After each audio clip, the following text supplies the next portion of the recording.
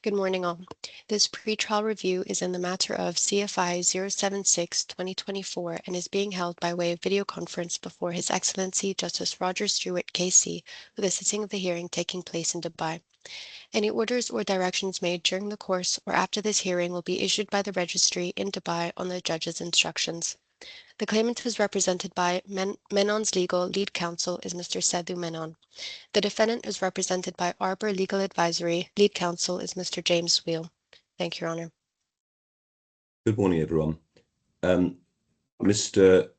Menon and Mr. Wheel, I've read your helpful notes and the material in relation to the application relating to the late documents.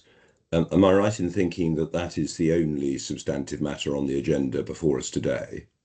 That's my understanding. Yes, Your Honor. Yes. Just before we get to that, so far as the trial itself is concerned, have you discussed or agreed how the 2 days which are set aside are going to be dealt with or not? We haven't got that far, my lord. I've a late comer to this case. I'm still in the process of getting familiar with the legal and factual issues in it, but I would have thought over the next couple of weeks that we should be able to agree a timetable we can then present for the court's consideration. Yes. Mr. Menon? Yeah, we didn't get a chance to discuss about it. I think Mr. James Wheel was appointed a week back, so we never got a chance to discuss about on the trial date how it's going to be there. We didn't get a chance. Well,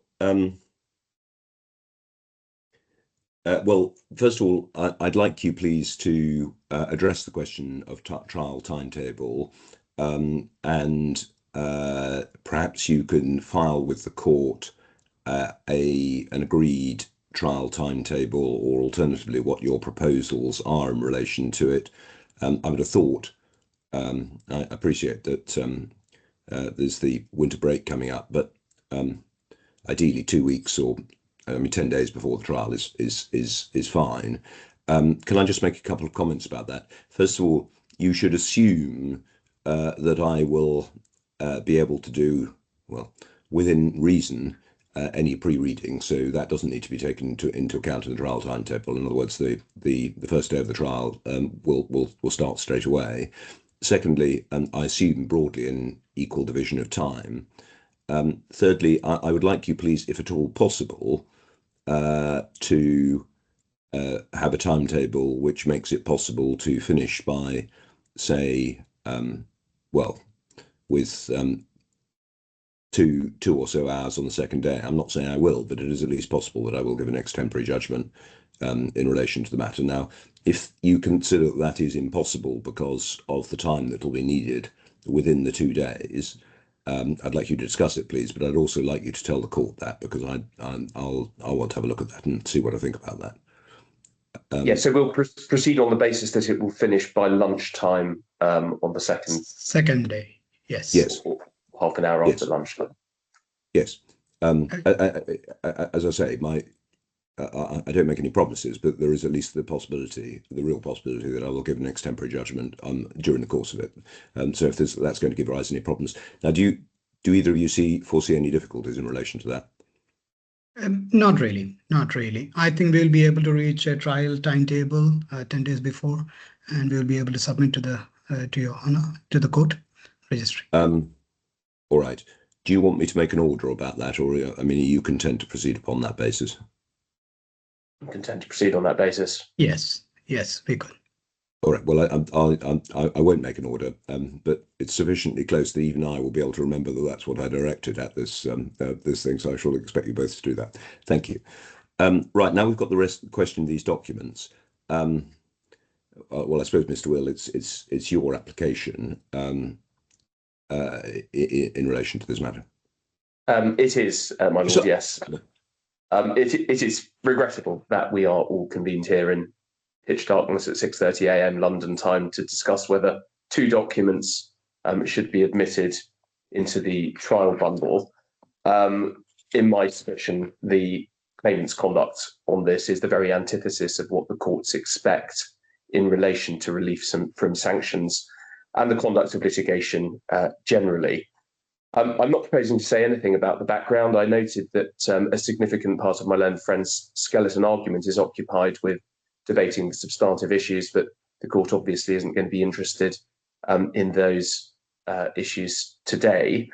For present purposes, it suffices to note that one of the issues to be considered at trial is whether or not the claimant understood that the defendant wished to cancel the purchase order for the software. And another issue is whether or not the claimant took any proper steps to mitigate their loss, having been notified of the defendant's position. And for that purpose, communications passing between the claimant and the defendant and the software provider are of obvious relevance in my submission.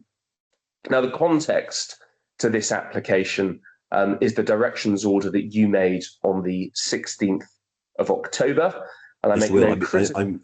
Having asked you to open it, I'm going to ask you to take it quite shortly. I've read what you have to say, and whilst not stopping you from saying anything, it seems to me at the moment that, in my view, first of all, these documents should be admitted. I've got a couple of questions from you. It's your application for relief from sanctions, but you say you're not sure what the sanctions would be. Can you help me in relation to that? How? I mean, how do you say relief from sanctions works in these circumstances? Yes, just 2 points on that. Could I just take you to the letter? The reason why we're here is the position adopted by the claimant in correspondence, which is at. Sorry, I should have checked. Have you got a single continuous hearing bundle, or like mine, is it spread over 5 PDFs? Well, I've got a single continuous hearing bundle, but it doesn't mean the same that I've got the same as you.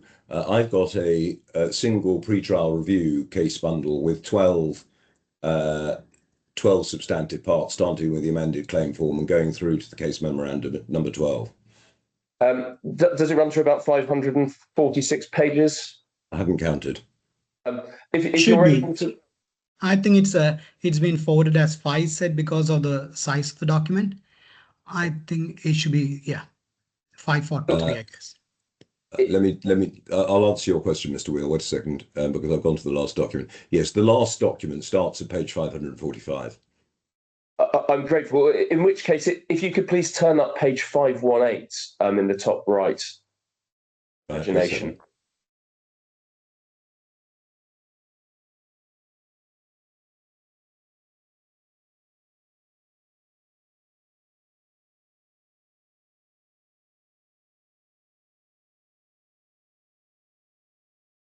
Sorry.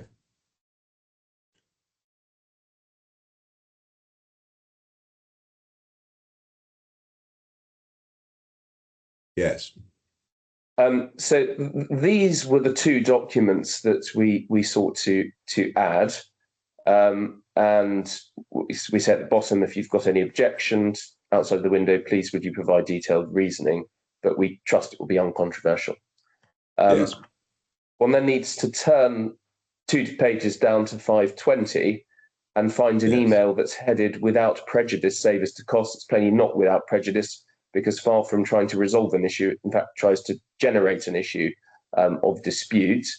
And it's asserted there that it's inadmissible, and we require a formal application for relief from sanctions. It was then hoped that the position could be shortcut by an application. If you see 522. Yes. Now, paragraph 4, at that stage, we accepted technically that a relief from sanctions may be required, but not necessarily. And as a sensible way to shortcut the issue, we, at paragraph 6, simply invited the claimant to consent. And then at paragraph 9, threatened prospect of indemnity costs if they didn't. And unfortunately, in response to that, you can see that at page 528, again headed without prejudice.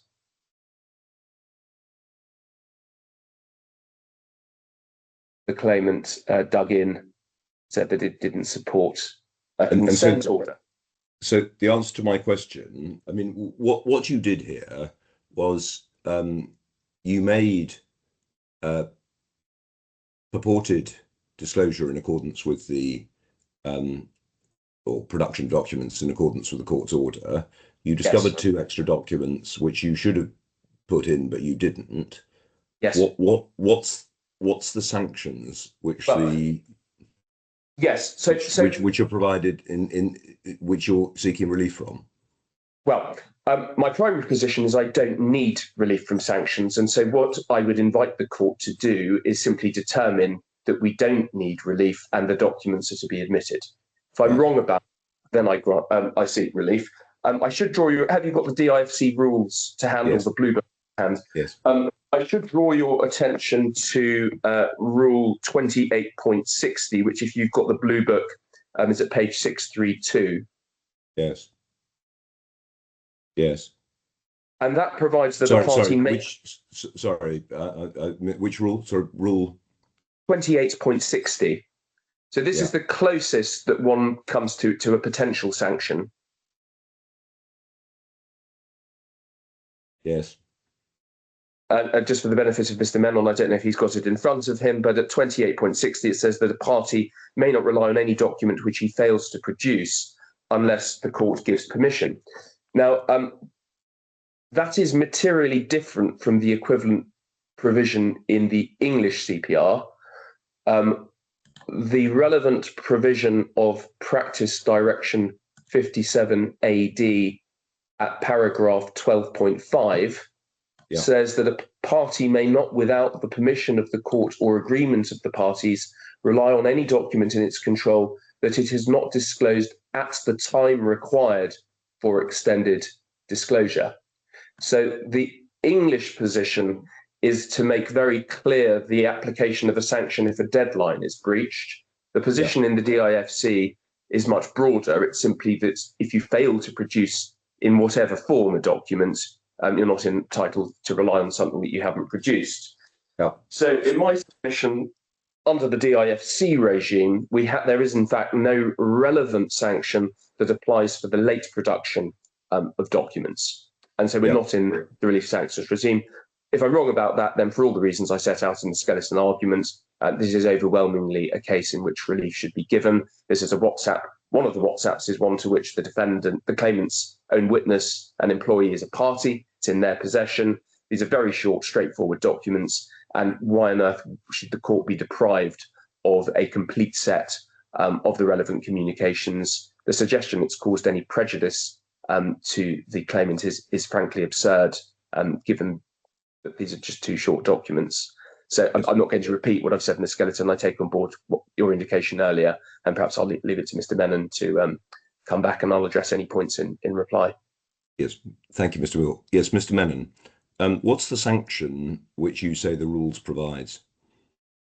No, Your Honor, first and foremost, these documents that was produced on 26th of November was supposed to be produced on 28th of October.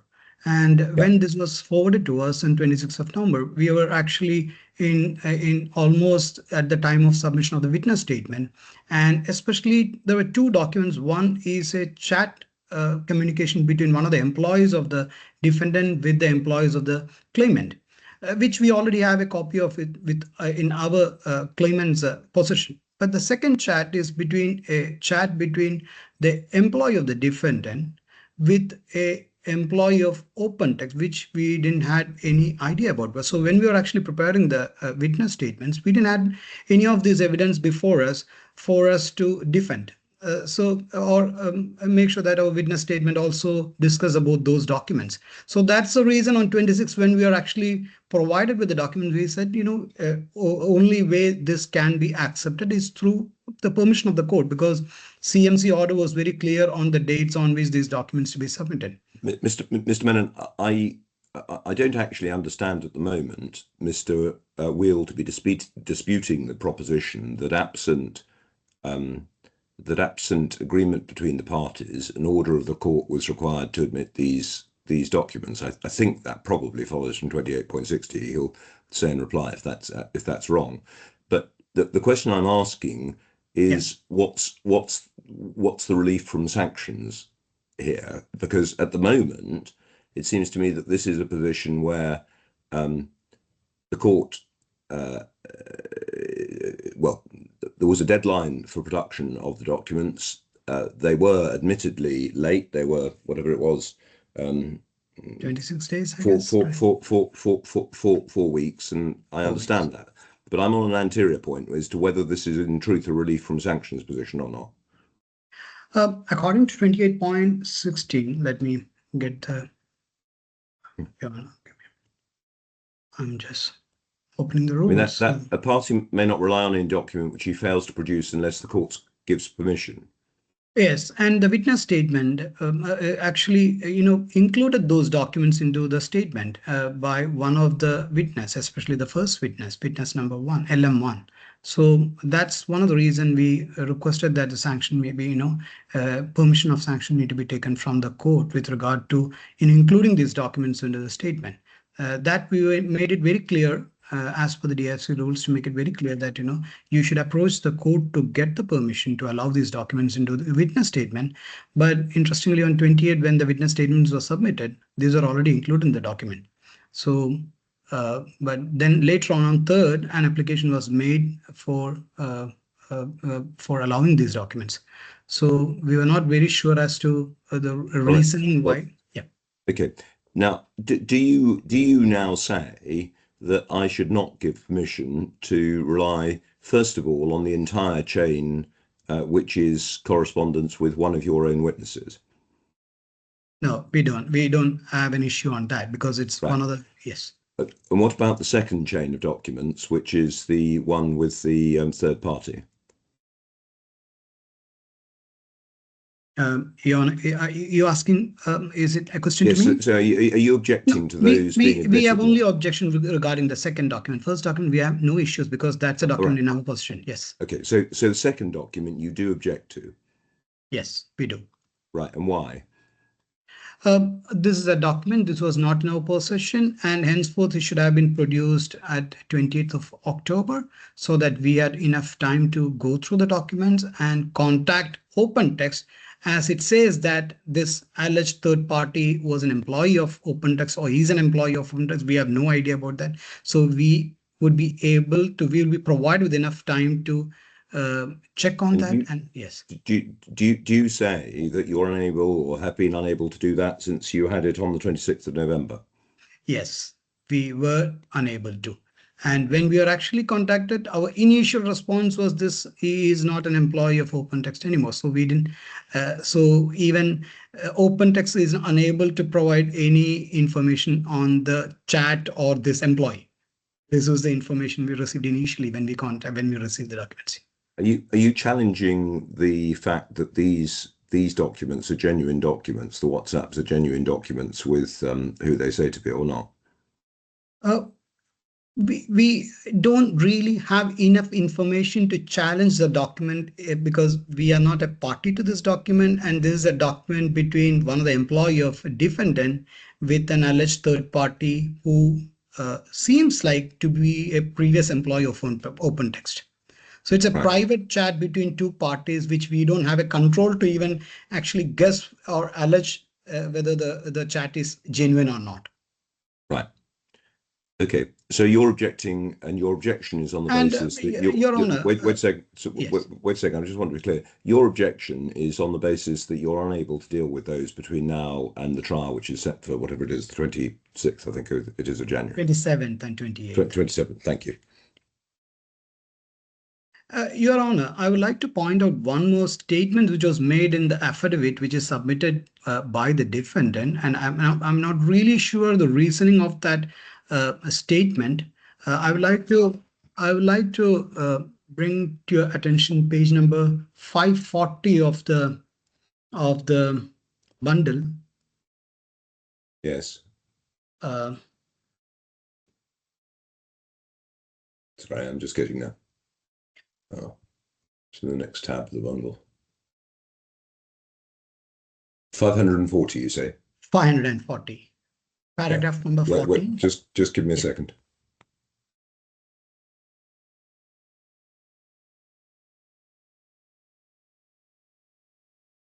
Yes. Yes. In this document, page 540, paragraph number 14, it is stated that the defendant does not accept that the additional documents are in fact within its control. The additional documents are held locally on a device which is not owned by the defendant and which had been allocated to a single You don't need to address me on that. It seems to me that they were within their control. I mean, Your Honor, I want to point out to one line where it is stated that employee who is not employed by the defendant, because this is a chat between the witness of the defendant with a third party, and it is stated that who is not employed by the defendant. So I could not really understand the reasoning behind an affidavit is being provided where it is stated that is not employed by the defendant, because in LM1, the witness statement is addressed as an employee of the defendant. So yes. Well, as I say, you don't. If Mr. Will wants to come back about that, he can do. But at the moment, that doesn't seem to me one of the better points which is being taken. Okay, Your Honor. Yeah. Is there anything more you want to say about this? No, no, that's it. Your Honor. Mr. Will, you don't need to come back on the substance. If you want to respond on the point about paragraph 14, you can do so, but you don't need to come back on the substance. I'm grateful. I've got nothing better to say then. This is an application by the defendant to admit 2 chains of emails. The orders that I made at the case management conference were for a swift progress to trial, and that involved the production of documents by the 28th of October. Both parties did produce documents on the 28th of October, but on the 26th of November, the defendant produced 2 chains of WhatsApps and was therefore some 4 weeks late in providing them. One of those chains of WhatsApps was discussions effectively between the claimant and the defendant, and it's now plain that there's no issue in relation to the production of those documents, as one would expect, because the claimant had them in their possession. The other was in relation to a third party, OpenTech. The defendant, it seems to me, has to accept that those documents should have been produced by the 28th of October, but they were not. The response of the claimant was to say that an application had to be made for relief from sanctions, and such an application has in fact been made. The relevant DIFC rule simply provides that a party may not rely on any document which he fails to produce unless the court gives permission. As Mr. Will has pointed out, that is materially different from the CPR provision. In particular, there is no express reference to by a particular time. My provisional view, although I've not heard full argument on it, is that the relief from sanctions regime is not therefore engaged. If I'm wrong on that, it seems, and I have to consider the materiality and so forth of the breach, I will do so. That said, I'm quite satisfied that the interests of justice require that these 2 sets of documents be produced. There is, as I say, no issue about the first set, which is documents which are held by both sides. So far as the second set is concerned, Mr. Menon says correctly that those ought to have been produced beforehand, and that had they been produced, it would have been possible to take account of them in considering witness statements which were then due for production. So far as that is concerned, it seems to me that if it is required to investigate these matters, and given the compressed timetable which is available, it's well possible to do so before the trial, which starts on the 27th of January of next month. If I am required to consider the circumstances, I do think that the breach was material, but I don't think in all the circumstances it was serious. I say that in particular because of the compressed timetable and because of the limited number of documents which have been produced. And it seems to me that the appropriate response in this case should have been to say that the documents could go in, and if there were some particular issues about how they were to be dealt with, to identify what those issues were, rather than to take a root and branch objection to them. I therefore I'm going to find that the documents may be produced at trial and may be relied on in the course of giving evidence, and that's the judgment that I make in relation to these matters. Yes. I'm grateful, my lord. In relation to costs, could I draw your attention to paragraph 25 of my learned friend's skeleton arguments? Yes, wait a second. Yes. Yes. Up until this hearing, their position was not just in relation to the second set of documents, but also the one to which they were a party, was that they be deemed admissible and struck from the defendant's witness statements. Yes.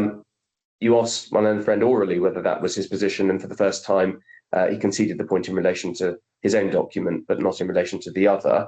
Could I also remind you of what we say in paragraph 13 of our skeleton arguments? Yes. You're well familiar with it, but it is worth highlighting. Yes. Parties often seek indemnity costs when they're not necessarily called for.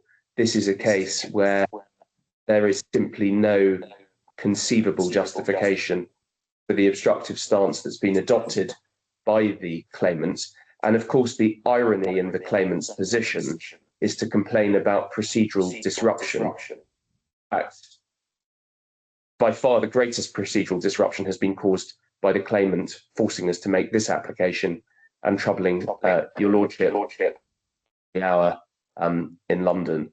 I don't know if you've seen a cost schedule. Well, I have, and I was actually just trying to find out where where it was, and I can't now find. I now can't find it. Can you tell me where that cost schedule is?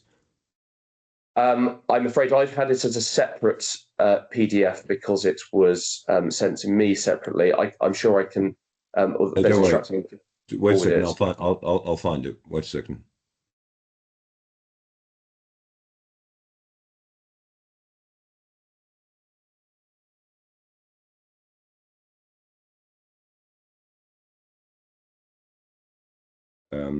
Sorry.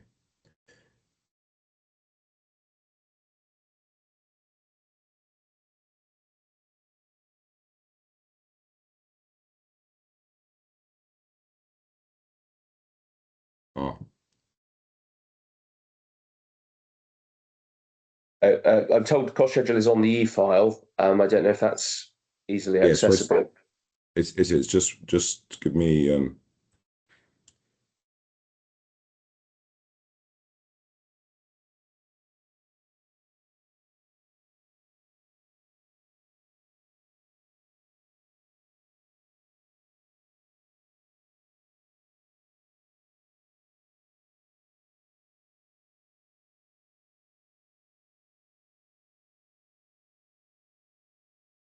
Yeah. Let me just find that.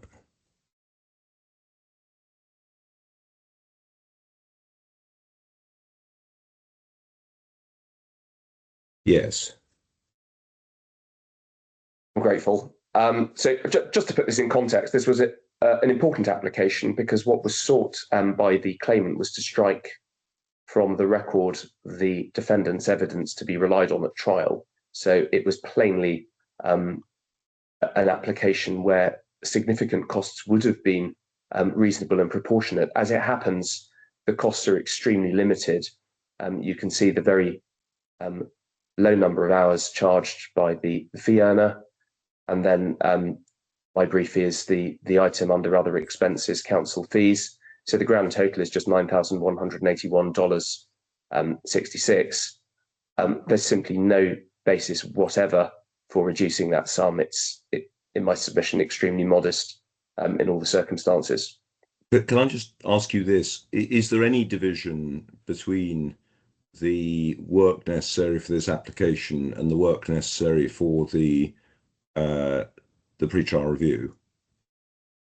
My understanding is that this is all concerned with the application, because there wouldn't be a unless the court insisted on it, it would have gone by consent, or we would have invited the court to get rid of it by consent, because there was simply nothing between the parties to decide but for this application.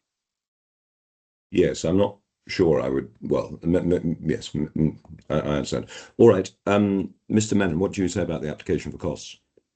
Regarding the cost with regard to the application, because the document was produced 4 weeks late, and we were given the documents very late, 2 days before the submission of the witness. So genuinely, we actually rejected the offer to accept the documents and ask the defendant to apply and approach the court to get the permission. But nevertheless, on 28th, witness statements included these documents, and the application was made to the court on 3rd of December. So genuinely, the cost to be put on us is in my humble submission that it's not appropriate, because there is a lapse on the part of the defendant, where the documents were with the defendant all through this 4 weeks. It was not produced. It was produced late, and now putting the cost on the claimant for no lapse on the claimant's part is, in my humble submission, is not appropriate, Your Honor. Right. Thank you. This is an application of costs in relation to the application that I've just heard. One of the matters which is most difficult in relation to procedural matters is that although it is extremely important that parties adhere to deadlines and do what they're meant to do when they should do it, nonetheless, the court expects and requires parties to be reasonable in relation to lapses. In my view, this is an occasion where, although the claimant is correct to say that the defendant required permission, and although the claimant is correct to say that the documents were produced late, and although I think it's probably fair to say that there is no real justification for the late justification, nonetheless, anyone looking at this matter should have taken the view that these documents should be produced. Further, as Mr. Wheel points out, one set of documents there could be no real justification for objecting to at all, but the objection was maintained up until the skeleton argument. In those circumstances, it does seem to me that this is an application which should not have been necessary to be brought to the attention of the court and be decided today. Furthermore, it seems to me to be the main reason why it is that we're here today, although I think it is possible that a hearing might have been necessary in any event. If it had been, it would have been very short. The sum which is sought by way of costs is the sum of $9,181.66. Costs are sought on an indemnity basis. It actually seems to me that in this case, it's not necessary to decide whether an indemnity basis is appropriate. In all the circumstances, given that an application was being made, I take the view that costs on the standard basis would be appropriate. Nonetheless, the costs sought are relatively modest. I see nothing to suppose that the costs are disproportionate or unreasonable. In all the circumstances, I'm therefore going to assess the costs in the sum of $9,000 and order that those costs be paid by the claimant to the defendant within 14 days from today. That's the order that I make in relation to the costs of the matter. Right. Are there any other matters which I need to deal with today? Not from the defendant, my lord. No. Well, I look forward very much to seeing you in just over a month's time. And in the meantime, I wish you the best wishes of the season. Likewise. Thank you very much. Anything from you? Thank you very much indeed. I'll see you in January. Thank you. Goodbye now.